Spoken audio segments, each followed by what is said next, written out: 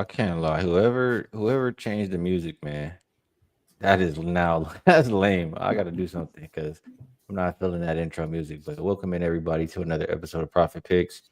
If you are new, we do always start the show by being transparent. And yesterday went 1-2, so not a good day for myself. Got to do better here today. And we got Mr. Veno to help us out once again.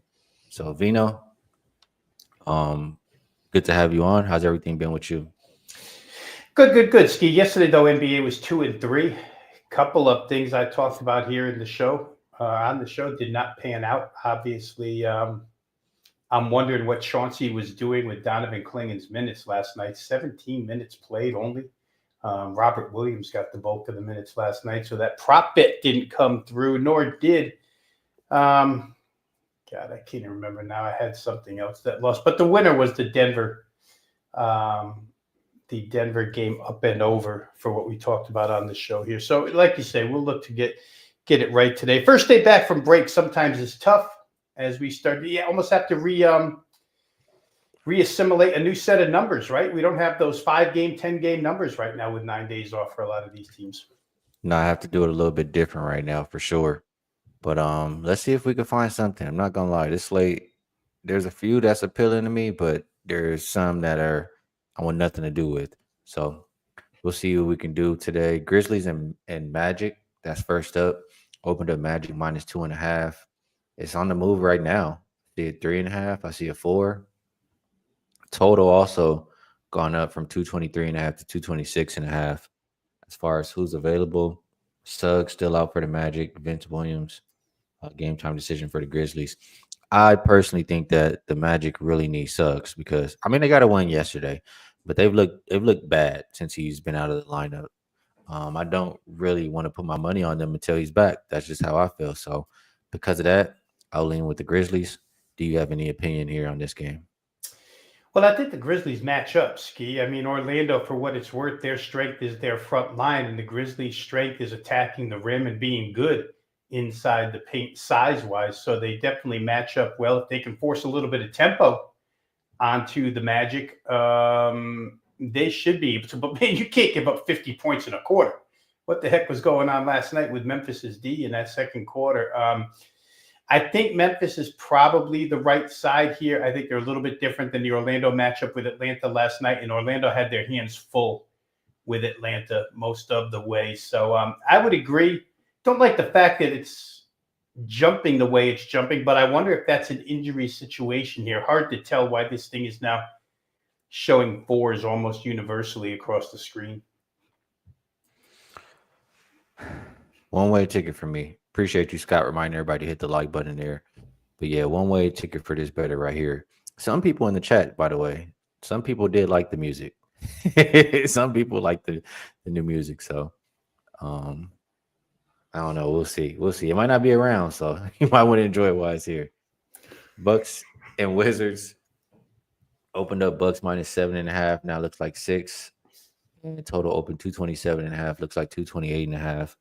I did see Lillard got rolled out. We know Bobby Portis is out. Giannis is still questionable. Actually probable. Then for the Wizards, looks like there'll be no Brogdon, no Sadiq Bey. Veno. These are really, I mean, I have a hard time backing the Wizards in general, especially if they're not getting double digits. Like we've seen them lose by double digits consistently. But the Magic, the Bucks really short-handed in this contest. I don't know that I can lay with them either. Do you have an opinion here? Yeah, and Giannis only went a little under 24 minutes last night in that game against the Clippers, and Doc Rivers commented a little bit about how he used the minutes and how he was going to try and give him a break at one point, and Giannis wouldn't accept the break because he felt warm enough at the time and didn't want to sit down and get stiff again. So it'll be interesting to see what they do with his minutes here tonight. It'll be interesting to see if Chris Middleton for Washington, throws up 20-plus points against his old team here in this game. I don't know Chris Middleton to be a chip on your shoulder type of guy, but I'm sure he'd rather be on the Bucks than the Wizards right now. So maybe he comes through with some points. It's this game, Skee, just on a general basis, is like a few others here today where it's tough to tell is the rest or rust an advantage? Like you would think Washington, because they've been rested so long, has a schedule advantage, but Milwaukee, having played a game yesterday and getting back into the groove, even though they're on back-to-backs, maybe they have the advantage. And it's one of a few games that are like that here tonight. I didn't play this one. Don't like it either way. Like you say, maybe a couple extra points could interest me in the Wizards, but I don't see a path to victory there as far as cashing a ticket's concerned. Yeah, if I was getting involved here, it would definitely be, betting on the revenge spots. Kuzma going back to face the Wizards, Middleton going back to face the Bucks. That'd probably be my preference. But other than that, yeah, I don't really want anything to do here. And I mean, we saw the Lakers play the first game, come back and play a better game, or at least win in that second game. So these teams did have a lot of rest before the break. Not really putting too much into the back to backs right now. And on that note, we have two teams on the back to back. Knicks and Cavs opened up Cavs -6.5, 8.5 point favorites currently. Total sitting around 241. For the Knicks, I believe no Josh Hart. Anunoby is questionable again. For Cleveland, Dean Wade is game time. Thor is out. Um, Knicks had to go to overtime yesterday. I mean, I know we're just coming off All-Star break, but still not good to play another game right off of overtime. And in general, the Cavs are just better. And the Cavs have been dominant at home. The Cavs are healthy. I see no reason to look any way other than Cleveland in this game or the over. How do you feel about it? Yeah, I did this video for Wagertalk earlier today, Skee, and I was on the Cleveland side in that one. The game had been pushed to 8 early this morning. Still in that video, played the Cavs minus the 8. Couple of things here. You talked about not wanting to go to overtime. I'm sure it's the last thing on the Knicks' mind last night. Let's go to overtime with the Bulls. But on top of that, they're so shorthanded last night, right? I mean, the two guys off the bench that played were guards, Landry Shamet and Campaign. And that's it, 7 deep. So it forced guys like Bridges and Karl Anthony Towns and McBride to all play 42 and a half, 43 and a half minutes, which I'm sure is not preferred by them. And if in fact that's how they have to go tonight, we already know Josh Hart is out. And if OG Anunoby is out again and the Knicks are stuck with those same 7 again, it's not a good side against Cleveland. I'll say this, Cleveland is in the way better situation. They coasted last night. You look at their minutes, Brooklyn was in it for a while. Cleveland made one quick run and the game was over. Inside, outside offensively, fast break, second chance points, all those types of things. And I think one of the biggest advantages that Cleveland has against the Knicks is the fact that Mobley can follow Towns around. Every team doesn't have a spare 7-footer to follow Karl Anthony Towns around on the offensive end. And Towns has been, aside from Brunson, the best offensive player on that team by far. Then I looked at this. The Knicks have played the 3 best teams in the NBA 5 times. Those 3 teams, Boston, Cleveland, Oklahoma City, if you're going by record. Knicks are 0-5. Not only straight up, they're 0-5 ATS against those teams in their 5 chances. They lost by 10, 23, 25, 27 in 4 of those. 2 were road games, both double-digit losses. They don't offensive rebound. They give up a lot of fast break points out of it. It just seems like Cleveland has a multitude of advantages here. Both would travel from New York. I like Cleveland minus the 8.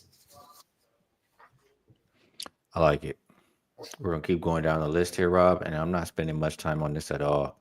I'm actually just going to introduce Heat versus Raptors and pass it straight to you because I want absolutely nothing to do with this game. Can you get involved with the Raptors and the Heat?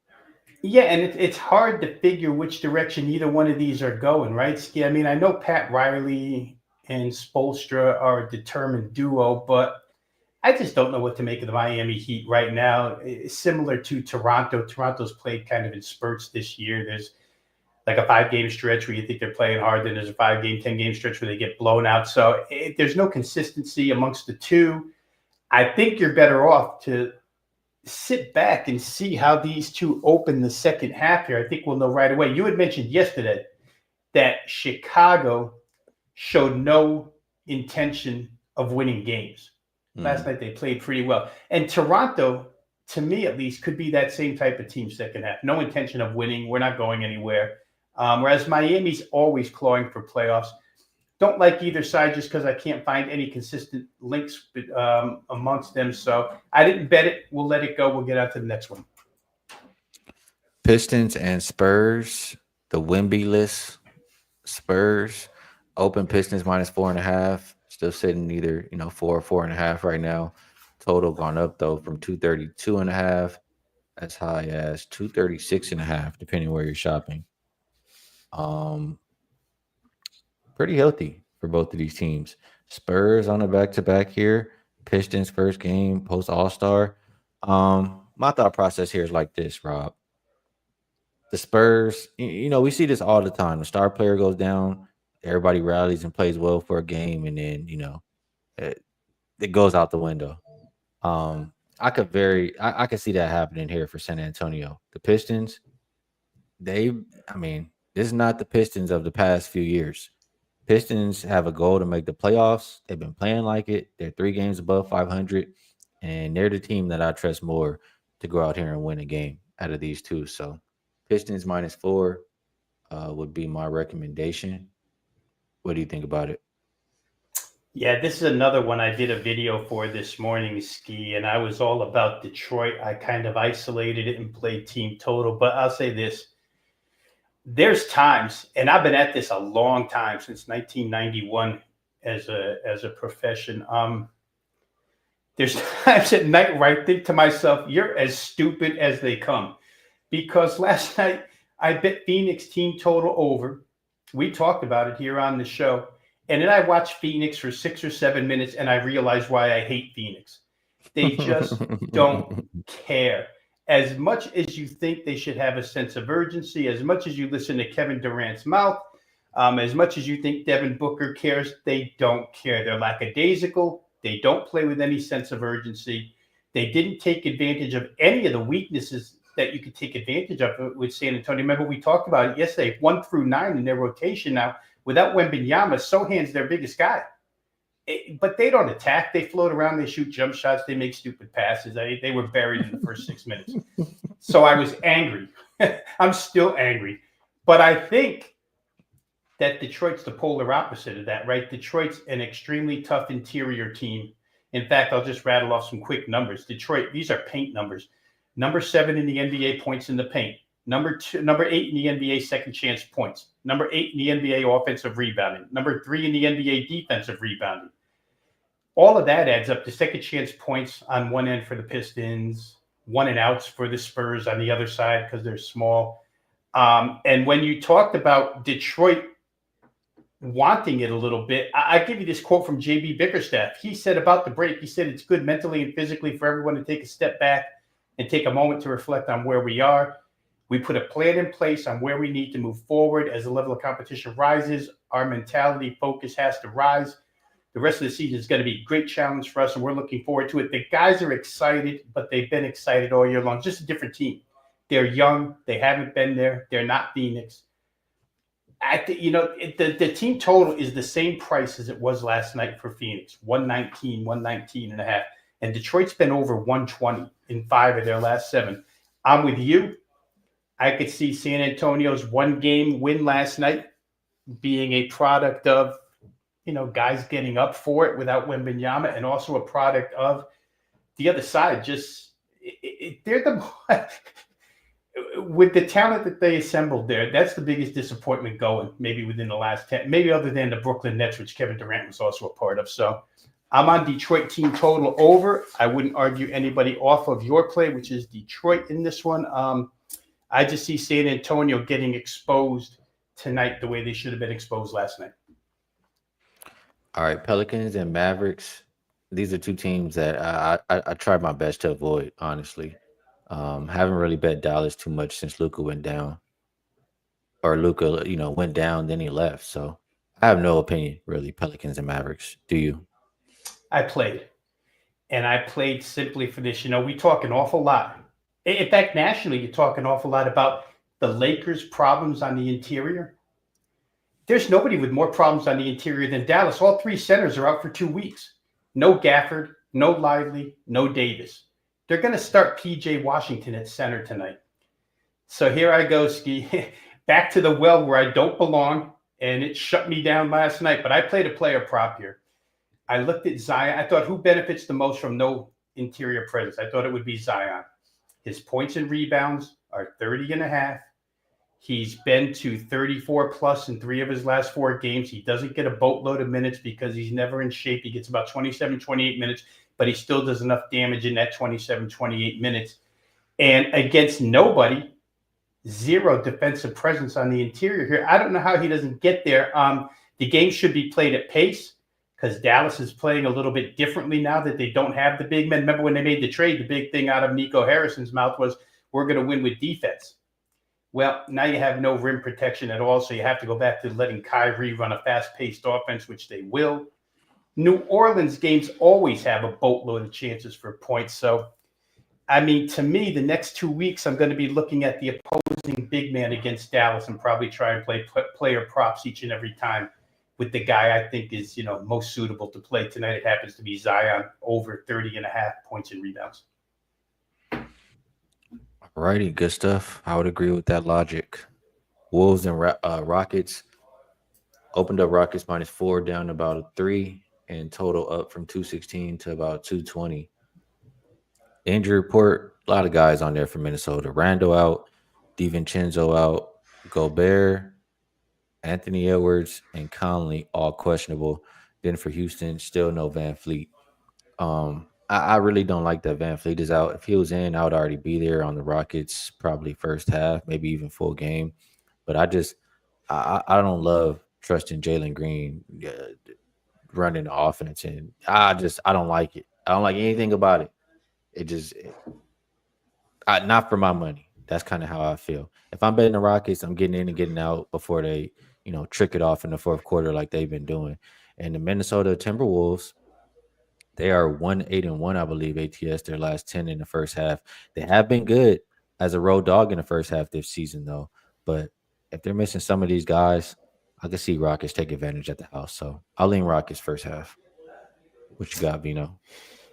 Yeah, I would say that no team probably needed to break more than Houston because Houston was, they were so good and then they just stumbled down the stretch. They weren't very good at all. Last, let's say, 6, 7 games heading in. Defense kind of went by the wayside. They weren't playing the same type of ball that they were earlier. So maybe the break benefits them. I didn't know which way to go with side Skee. I looked at total because I wanted to play under. Believe it or not, I wanted to play under in this game. I thought maybe the defenses were the best units on the floor here.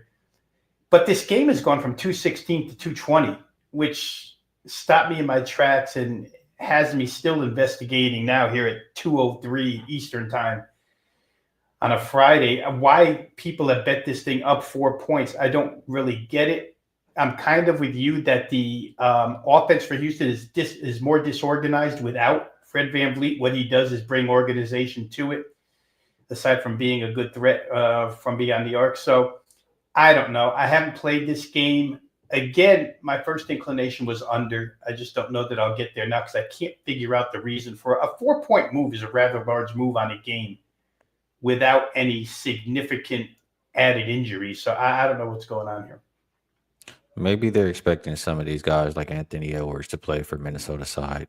That would be my guess, but we'll move along to Thunder and Jazz. Opened up. I mean, spread is right where it opened up. Total down a little bit from 236 to 234.5. As far as injuries, just Mitchell out for OKC. KJ Martin is questionable for Utah. No Sexton for the Jazz. My thought here is to go with an over. I mean, the Jazz games have been so high scoring heading into the break. I think the last 6 have gone over and all have surpassed the number we're looking at today. Jazz are healthy. You got all that offense in the lineup, and you don't trust them defensively. Yes, OKC's defense is great, but they can really name their number in this game, I think, too. So I would prefer over 235 if I'm playing this. I personally don't think you get the best defensive effort from OKC out the break facing Utah. So lean over 234.5. What do you think, Vino? Yeah, last time they met 237. It was 123, 114 Oklahoma City. I can see exactly what you're saying. Oklahoma City It takes the floor with the mindset that we can outscore these guys. We don't necessarily have to exert ourselves on the defensive end. It's not going to take that type of defensive effort to win this game. But Utah's firepower is real. Plenty of guys who can score. So I would look at it from your perspective. I didn't play it, but I would look at it that way. As I mentioned, the previous game hit 237, so we know that these two teams can do it. And again, when you play at the rapid style pace that Oklahoma City does, there's going to be plenty of chances here to score. So I'm not going to say much more than I would, if I had to, I would agree with where you're going on this over 235 between these two. Although, market seems to think otherwise because they pushed it as low as 234.5 now in a couple of places. Last game up, Warriors and Kings opened up -2 for the Warriors. Still see twos out there, but 2.5s as well. Total not really moving. Kuminga, the only person on the injury report for this game. My opinion on both of these teams is pretty opposite, I want to think. For the Kings, I just don't think they're a good group. They were kind of getting smacked around. They're beating on the Pelicans a few times heading into the break. That's about the only wins they were really getting. But it's just a collection of offensive talent. That's what I look when I look at the Kings. That's what I see. There's not a whole lot of defense being played. It doesn't look like a good collective team. That's just how I feel. Golden State, I think Jimmy has been a really good addition to play next to Steph offensively. I think he's been a good addition to play next to Draymond defensively. I think that was it turned out to be a really good addition for this Warriors team. They're one game, both teams are one game above 500, but I trust the Warriors more. I know they're hungry to, they're supposed to be better than what their record says right now. And they're the team that I would trust. I trust them to get stops more than I trust Sacramento. So I think the Warriors are the right side in this game. Can you talk me off, I can't, because for the time being, I am going to buy into the, when Draymond tells you, for all his on-court antics, Draymond Green's a really smart basketball player, right? Really high IQ. And when he tells you that Jimmy Butler brings that added IQ and you have three of the smartest guys involved together, I think that the reason why it's clicked right away is simply because of that. Jimmy can fit into any system. A couple of things here I want to just accentuate points that you made. Sacramento's a collection of offensive talent. Here's a direct quote from Zach LaVine to show you he ain't worried about stopping other people. He said, "We're making up ground. We need to figure how to make the game easier and for us to get out and get those easier baskets, put pressure on the defense." It's a guy who's focused on more points. We got to find easier baskets, get more scores. Shocking, right? So to your point, there's probably and Doug Christie, and he's done a good job. Let's give him some credit. He's done a pretty good job there in the interim basis.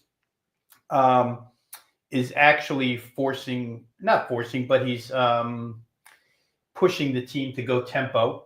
And I think Golden State, what caught me is that when they traded for Jimmy, they went back to that like death lineup with Draymond at center, right? Remember how high scoring they were a couple years back when they went to that type of lineup. So I could see over in this game for sure. But I also think Golden State's cheap at only 2.5 here. I know Sacramento has a little bit of a rivalry with them, but you're asking them to win by 3. At some point in this game, Sacramento's either going to turn it over or miss shots for a little bit of a crucial stretch where Golden State, I think, will capitalize. So I have 2 ways to look at that one. Golden State minus the points and over the full game total. I like it. I'm in agreement with you. So that's the NBA card. We got through how many games was that? Was that 9 games again in less than 25 minutes? So pretty efficient here on the show. We'll move it over to best bets now. Rob, I'll ask you if there's anything you would like to promote and if you do have a best bet for the show. Yeah, promotion remains the same. You want to check out my work, you can go to wagertalk.com. Again, if you drop your email address, you can get full access to all the videos. I recorded 2 NBAs today. You can get it all for free over there at wagertalk.com simply by dropping your email address. And if you're interested in selection packages, mine are always available. Tomorrow's a huge college basketball day. it'll be a big card. So if you're a college basketball fan, maybe you want to drop in and try it out. I'm going to go back to the player prop, Will Skee, because I don't know how. I shouldn't phrase it that way because I'll lose. But I fully believe that Zion is worth more than 30.5 points and rebounds here tonight, even if he only gets 28 minutes. I don't know how Dallas is going to go back to what we knew them as 2-3 years ago. Can't stop anybody. A leaky team that has to outscore people. Then they went out and got Lively, got Gafford. They became a little bit different the second half of last year. My best bet is Zion Williamson tonight, player prop over 30.5 points and rebounds. Good stuff from Veno. Yeah, my work also you can find at wagertalk.com. And I haven't made a bet yet. I'm really trying to take my time and I need to get back on track. So I do have the OG show a little later. Maybe I'll do some additions. Maybe I'll add more than one bet and share them both with you guys. But as of right now, I can't give you guys the best bet because I haven't placed one myself. So that's the NBA show for today. Veno, I appreciate you taking the time to come cap the games with us. Good luck on all your action. We'll get together again next week. For you guys in the chat, appreciate you all as well. A lot of great cappers and just great people. And your how do I say, your support of the show is much appreciated. So best of luck to you guys as well. I'm honestly unsure. I might not do this show with 5-star next up for college basketball, but if I don't, I'll share whatever I do play for college. If I do, you can find it right here on the channel, and I'll be live with the OG crew at noon. So I'll catch you guys then.